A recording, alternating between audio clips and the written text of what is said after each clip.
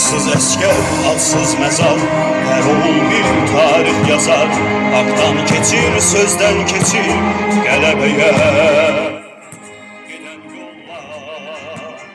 Başını sen dik tutana, kederini unutana, senden benden bizden keçir, qələbəyə giden yollar. Son döyüşten, son savaştan, otdan sudan, dağdan daşan, kandan keçir, zandan keçir, qələbəyə giden yollar.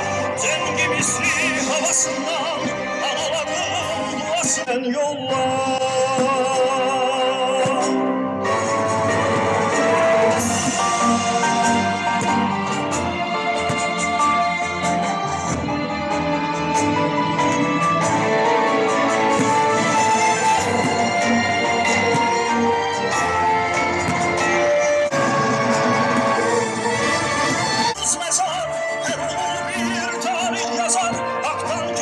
Sözden geçir, qələbəyə giden yollar.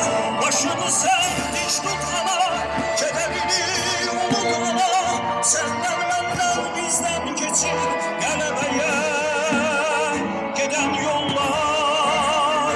Qələbəyə giden yollar. Yaşı bağlar, durdum yuvam meskenin sen Azerbaycanım. Anam doğma, vətənim yuvam meskenin sen Azerbaycanım.